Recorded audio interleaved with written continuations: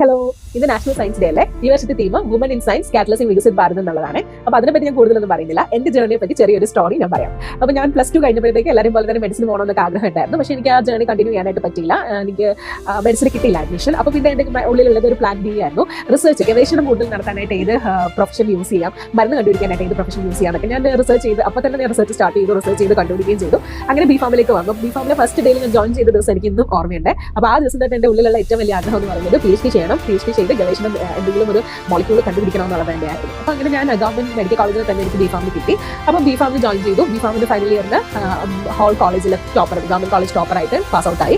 അതിനോടൊപ്പം തന്നെ 4th year ആയപ്പോഴത്തേക്ക് GPAT എഴുതി. ഓൾ ഇന്ത്യ 371 റാങ്കും ഓൾ കേരള 10th റാങ്കും കിട്ടി. അപ്പോൾ അങ്ങനെ ഞാൻ എം ഫാമിൽ ജോയിൻ ചെയ്തു. ഗവൺമെന്റ് ഇൻസ്റ്റിറ്റ്യൂഷനിൽ അന്ന് PCയുടെ കുറച്ച് പ്രോബ്ലം ഉള്ളതുകൊണ്ട് എനിക്ക് കയറാനായിട്ട് പറ്റിയിട്ടുണ്ടായിരുന്നില്ല. അപ്പം ഞാൻ കയറിയത് saint Joseph college of pharmacy ചേർത്തലയിലാണ്. അപ്പോൾ അവിടെ ഞാൻ എൻ്റെ എം ഫാം ചെയ്തു. അത്യാവശ്യം നല്ല രീതിയിൽ തന്നെ ഹാർഡ് വർക്ക് ചെയ്തു. 2 ഇയർ കുറേ കാര്യങ്ങളൊക്കെ ചെയ്തു. മാക്സിമം പ്രോജക്റ്റിന് വേണ്ടി കുറേ ഓർത്തോ കൊളച്ചു എന്ന് വേണമെങ്കിൽ തന്നെ പറയാം. നന്നായിട്ടൊന്ന് നോക്കി ചെയ്തിട്ട് യൂണിവേഴ്സിറ്റി 3rd റാങ്കോടുകൂടി ഞാൻ എം പാസ്സായി. അപ്പോൾ അത് കഴിഞ്ഞപ്പോഴത്തേക്ക് എനിക്ക് ആഗ്രഹം PhD ആണല്ലോ എൻ്റെ മനസ്സിൽ കിടക്കുന്നത്. അപ്പോൾ PhDക്ക് ജോയിൻ ചെയ്യാനായിട്ട് ഞാൻ നൈപ്പർ എക്സാം എഴുതി. നൈപ്പറിൽ പോയപ്പോഴത്തേക്ക് എനിക്ക് അവിടെയും കിട്ടിയില്ല. അപ്പോൾ അങ്ങനെ വന്നപ്പോഴത്തേക്ക് ഞാൻ വിചാരിച്ചു ചെറിയൊരു ബ്രേക്ക് എടുക്കാം, അൽഷിഫയിൽ ജോയിൻ ചെയ്യാൻ പഠിപ്പിക്കാനായിട്ടെന്ന് വിചാരിച്ചു. അപ്പോൾ ടീച്ചിങ് അന്നും എൻ്റെ വലിയൊരു പാഷനാണ്. റിസർച്ചും ടീച്ചിങ്ങും ആണ് എൻ്റെ പാഷൻസ്. അങ്ങനെ അൽഷിഫയിൽ വർക്ക് ചെയ്തുകൊണ്ടിരുന്ന സമയത്ത് തന്നെ ഞാൻ മണിപ്പാലിൽ എൻട്രൻസ് എക്സാമിനേഷൻ PhDക്ക് എത്തി. അത് പാസ്സായി. അതിൽ ഇന്റർവ്യൂ ഉണ്ടായിരുന്നു. ഇന്റർവ്യൂ പാസ്സായി. അങ്ങനെ എനിക്ക് മണിപ്പാലിൽ PhDക്ക് ജോയിൻ ചെയ്യാൻ പറ്റി. അപ്പോൾ കയറി കഴിഞ്ഞപ്പോൾ എനിക്ക് മനസ്സിലായി നമ്മുടെ ഗവേഷണം നല്ല രീതിയിൽ നടക്കണമെന്നുണ്ടെങ്കിൽ അഡീഷണൽ ഫണ്ട്സ് അവൈലബിൾ ആണ്. അപ്പോൾ എക്സ്ട്രാ മ്യൂറൽ ഫണ്ട്സിന് വേണ്ടി നമ്മൾ അപ്ലൈ ചെയ്യണം. അപ്പോൾ അങ്ങനെയാണ് ഞാൻ വുമൻ സയന്റിസ്റ്റ് എന്ന് പറയുന്ന DST department of science and ടെക്നോളജിയുടെ സ്കീം കാണുന്നത്. അങ്ങനെ അതിലേക്ക് ഞാൻ അപ്ലൈ ചെയ്തു.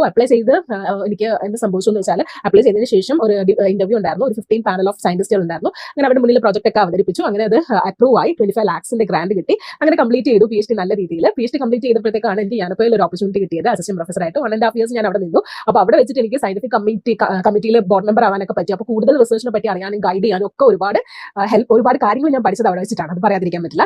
അപ്പോൾ എന്റെ ജേർണി ശരിക്കും പറഞ്ഞാൽ സ്മൂത്ത് ഒന്നും ആയിരുന്നില്ല. കുറേ സ്ട്രഗിൾസ് ഉണ്ടായിരുന്നു. ഹാർഡ് വർക്ക് എല്ലായിടത്തും ചെയ്തിട്ടുണ്ട്. എല്ലാവരും പറയും സ്മാർട്ട് വർക്ക് ചെയ്യൂ, സ്മാർട്ട് വർക്ക് ആണെന്ന്. പക്ഷെ അങ്ങനെയൊന്നും ഇല്ല കേട്ടോ. ഹാർഡ് വർക്ക് ചെയ്യേണ്ടത് ഹാർഡ് വർക്ക് തന്നെ ചെയ്യണം. ഒരുപക്ഷെ ഹാർഡ് വർക്ക് ചെയ്ത് കഴിയുമ്പോഴാണ് നമുക്ക് സ്മാർട്ട് വർക്ക് എങ്ങനെ ചെയ്യാമെന്ന് അറിയാൻ സാധിക്കുന്നത്. അപ്പോൾ അങ്ങനെ വർക്ക് ചെയ്തിട്ടാണ് ഇന്ന് എവിടെയെങ്കിലും എത്തിപ്പെട്ടിട്ടുണ്ടെങ്കിൽ ആ നിലയിൽ എത്തിയത്.